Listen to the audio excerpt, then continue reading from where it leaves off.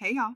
So this round of videos is going to be for the entire month of November as opposed to the usual bi-monthly format because by the time you see these, I will be off having a very particular sort of adventure. If you want to hear a little bit more about what that could possibly be, I will be posting a This Is Me update, which is a series about my own personal lifetimes and shenanigans. The title of that video will be This Is Me, Bon Voyage. So take a look if you are curious. And then for October, we'll be back to the bi-monthly format. And you'll also have your couple month ahead, Mabon and Samhain have videos coming at you as well. And hey Capricorns, how y'all doing? Welcome. We're going to be taking a look at your September general reading here. So in the meditation, I saw the image of a fire hydrant in New York City, and I saw it just building with pressure so much that it burst and exploded into the street. I heard the song Dancing in the Street, while I saw like a scene that was similar to from In the Heights by Lin-Manuel Miranda, that musical. And then I saw an image of like in the water that was in the street from the burst fire hydrant. There's an image of an eel that was just swimming in that water, and it just felt, it was like gathering power and electrical current. And then I saw it just build and build and build. And then I saw an image of the two eels from The Little Mermaid, Flotsam and Jetsam, like Ursula's cronies. And I saw them wrapping around each other and creating like the caduceus, like that symbol of the two snakes in the healing profession. And then I just saw all this lightning being drawn to them. And it was like they were building and sourcing power, kind of like Zeus, like power in a way, but at the same time like goddess power, right? There's something about it. So the first thing that I get from this is that I feel like you are in a place where your light is on. You are a magnet, you are an attraction magnet, or you are manifesting at that level. I do want to say, when your light is on and you are manifesting, you are drawing to opportunities to you and people, and it's really, really important that you stay in your discernment about what is for you and what is not. Because one of the most common misconceptions, but something that we don't necessarily talk about as much, when we're manifesting is great, but we also manifest things that aren't right for us or is not as great, right? Because when our light is on, and energy doesn't necessarily distinguish between what we want in terms of like what is in the best for us and what is not really like, our alley. It's just like the light is on. Really important to stay in your discernment. Stay very clear about that. Now, another aspect of eel medicine is about feminine and masculine energy. I kind of see like goddess, kind of hybrid there, where it's about being in a place where you are really magnetized and attracting from a place of masculine energy, where you're putting a lot out there, but also feminine energy, you're a lot. This feels incredibly powerful. It feels electric. It feels, in the Heights, I think I'm remembering this correctly. In the Heights, I feel like was Lin-Manuel Miranda's like first big Broadway musical that really shot him into, I believe. I think that. So there's something about the power of that and the power of this time for you that is paving the way for opportunities and potential that is going to be so exciting and so abundant and so significant to the point where you look back on this time and go, oh wow, that was a really significant. So go you. Well done, Capricorn. It feels really, really nice. Let's go ahead and see what your cards say. Hey Capricorns, let's go ahead and see what your animal energy is for November. Animal energy for, oh wow. Okay. The first thing that I'm gonna say to you is I saw a hyena in the meditation for Aquarius. So if you have prominent placement, other placement in Aquarius, they're your sister sign, right? Actually, wait a minute. In the Aquarius reading, not only did I see a hyena, but they got the devil key, which is Capricorn energy. So we talked about Capricorn energy. Okay, watch the Aquarius reading. It feels like it's holding hands with this one. So hyena, this is so perfect for you. First of all, do you see the light and the dark there? We're talking about masculine and feminine and the two eels coming together. Hello? Hyena energy is so wonderful because it speaks to this aspect of ourselves that can attract from a place of non-attachment. It's that keeping our humor about us. And I was talking about this in the Aquarius reading, where hyenas are so wonderful to work with in terms of animal medicine because they are able to observe with the same vigilance as a hawk or an eagle, but without the same vigilance with less attachment, less, a stake in the game. They're just able to observe and get all the tea from the sidelines and kind of go, ah. They're able to just see it from a place of like, isn't that interesting? They're more curious than judgmental, right? And that's such a beautiful energy to have. Now, this also equates, again, fire energy here, which is transformation and powerful. We saw that lightning, that fire, electricity, right? But this is also about that Knight of Wands energy, which is about really going from your instincts, taking action, and very speedy energy and a lot going on. Fast forward movement ahead. Very instinctual, very passionate. So, I mean, perfection. Let's see what's going on. Wow, Capricorns. It's going to be very charged time for you. What's going on for the Capricorn? Right. King of Wands, more wands. We have the Knight of Wands and now we have the King of Wands. I mean, listen, is that like a little feathered serpent? Really interesting. Like, so that serpent, like the caduceus, really fascinating. So King of Wands is perfect because King of Wands is the master of when to move, when to be still. But here's why I'm really obsessed with this. Do you remember what we talked about when you are attracting things, when you are magnetizing things to you, that you really need to discern what is right for you and what is not? King of Wands is brilliant at that. Really, really good at that. He never makes the wrong choice because he's like, okay, I feel the fire, the passion, the energy, and I understand why everybody wants to be around me and is attracted to me, but this is for me and this is not for me, or this is not the right time for this, or this is the right time for this. He is the king of being able to balance more than one offer and perspective and then come out with what's best for him and for anyone else who he's responsible for as well as the king's, that patriarchal energy. So, by the way, this is the emperor just wearing his King of Wands outfit, right? Every king is an aspect of the emperor, just like every queen is an aspect of the empress. So this is the emperor in a position of thinking about the timing around things, what is best for him, and as it aligns with what he's passionate about and really cares about, right? This is the artistic king. And we definitely saw that, in the heights, that aspect of artistry as well. So there's something in that. Why do I feel like some of you are going to be attracting someone who wants to either partner with you, fund you, represent you, something, promote you, something about that. Okay, hold on, Capricorn. This one is so funny to be in this deck. So here are the Five of Pentacles. So here is your earth sign selves coming in here. Now, 5 is the number of change, right? But the Five of Pentacles, this is really fascinating. So the Five of Pentacles traditionally is feeling outside of what you want or where you want to be.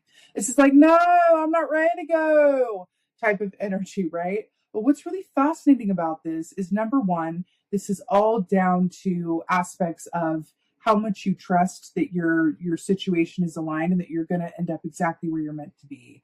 Five of Pentacles arises when we've lost our connection to the trust and faith in divine timing and our path.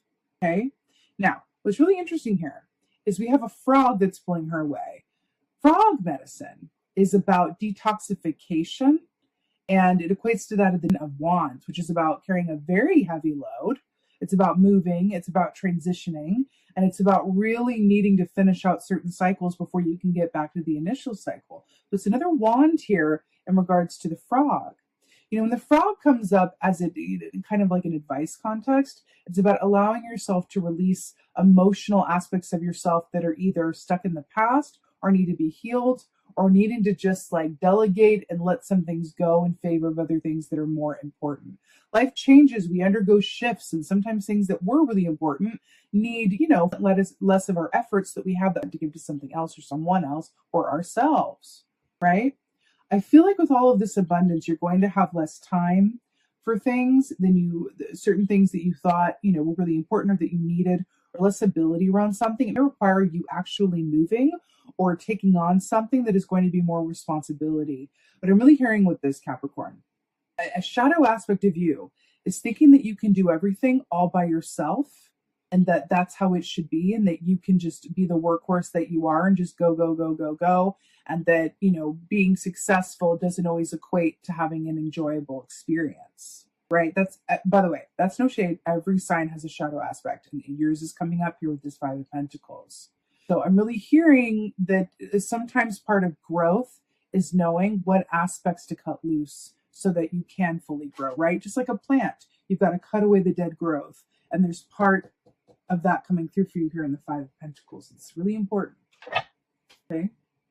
Also with the snakes, they shed, remember from the meditation and then here, they shed their skin in order to regenerate and have new life. There's something that wants to be shed in your experience here. But it's okay. It's like, meant to be that way. So here you have the Magician. I could not be less surprised to see. So the Magician is about that forward masculine energy. It's about using all of the tools at your disposal to manifest your best reality. I love that he's holding the wand here because this is a very wand reading. I'm really obsessed that this is coming up for you as well, because the fact that this is like shown with the caterpillar, which speaks of metamorphosis and phases and growth, I really feel like you're in a position to really make the best choices for you, to really discern about what and who is coming towards you, what is best for you. But also you are paving a way for a new reality for yourself that feels like it's going to be very significant, not just for you, but for those in your direct vicinity. And it does feel like some of the decisions, the choices, the authority is up to you, but it really feels like, you see how she's like looking at it like that? This could also be some fear around change. And you're being asked to, instead of fear it, embrace it, right? Something in that. Instead of fearing change, embrace it. And then see everything that could be on the other side of doing so. Because, and they say this for a good reason, that the only constant in life is change, right? So if you choose to embrace it in the light instead of fear it in the dark, there's going to be roads that are open to you that you even have to risk maybe earning less money, say walking away from a part-time job, or risk moving a little further away from your loved ones. There's something about this that is going to require you to shift something that sparks some fear. But it is for the best, and you're going to be glad that you did it, as long as you're coming from a place of faith and love and boss energy, right? Feels important. Let's get some advice. Some advice for Cat. That didn't take long. Wow, more wands. You don't say. So here with the Queen of Wands, we literally have the Knight, the King, and the Queen of Wands here to play today. So a lot of fire energy, like we said. So the Queen of Wands is brilliant. I also like that this is, in part remarking on November, because sunflowers bloom from November. So there's something, at least in the Northern Hemisphere, so there's something timely about this as well. Now, Queen of Wands, when this comes up as your advice, you are being asked to connect your confidence in ways that maybe you never have before. Confidence in your decision-making ability, but also confidence in your worth. You are worthy of all the good that is coming to you. You are worthy of the time, the attention, the offers, everything. This is about connecting to your confidence, self-worth, so that you don't get in your own way and block your own abundance. Okay? But there's also an aspect of the Queen of Wands, which is interesting, because she's the queen of the home and the hearth, right? So she really, really, really loves having a home that other people feel at home in, and then really nurturing everyone within it. She is the family mama out of all of them. So it's really interesting that this is coming forward here, right? Because we're talking about the masculine and the feminine energy, and then we have the Queen of Wands here. But this also says, trust that the decisions that you make, right, if they benefit you, right, for all the right reasons, and you're coming from a place of, high discernment and instinct and all those things, they also seek to benefit those around you that you really love and care about. There's also an aspect of this that says setting the example, because Queen of Wands is also a leader. I do feel like there's an aspect of what you're being called to do that sets an example or a tone or acts as a point of inspiration for someone else. And I want to say that in The Heights, right, by Lin-Manuel Miranda, kind of a theme of that show is those who leave home and those who feel like, home is where they were always meant to be. It's about the hustle and about the dream and about taking chances, but also it's about community and love. Again, home, ancestry, children. There's something in that that's really at the forefront of your experience that you're drawing from that's going to come into play. I would also take this literally and say, lean on those around you that are your support system and derive your strength from them. If you need a reminder of why you're doing what you're doing, think about those who rely on you or that you care the most about. even if that is the family that you don't have yet for some of you. Okay? Right. Let's get an oracle. I'm feeling like the vintage. Oracle for Capricorn. What did we say? We are our choices. Really interesting here. So, choice. First of all, the dove represents that of divine love. We were just talking about leaning on those that really matter, even if they're not quite around yet for some of you. But choice is really about which road are you going to go. We were talking about this with the whole, manifesting and attracting things towards you. We also talked about this aspect of fear and how it may be keeping you small or holding you back, or keeping you in patterns that are holding you back from, manifesting your true potential, right? When they say like the choice is up to you, I'm really drawn to all the red here and the fact that she's wearing the red dress. The red chakra, the root chakra, is what speaks to our money, our sense of security and safety, that aspect of us that is triggered by fight or flight, right? It says, am I always going to have what I need? There's something that's really at the forefront of that experience for you. And I'm hearing that if you make love-based choices, right, then that will always be the case. It's just about being very discerning about what is love and what is fear and your own motivations for things, right? But can you tap more into your passion than your practicality? That is the question, Capricorn, because it's your passions and not your practicality that are going to work for you during this time. Be a fire sign. Be a fire sign and watch the Aquarius reading. Okay. With that being said, beautiful Capricorns, I am wishing you so many blessings for. I so hope that this helps and resonates. If so, please do let me know in the comments below. I'd love hearing from you. And if you are curious about what I'm up to, do check out This Is Me Bon Voyage video. I will give you all the tea about some changes I will be going through that will affect the channel. And with that being said, again, just thank you so much for being here. And most of all, and as always, just thank you for being you. And be well. Until next time.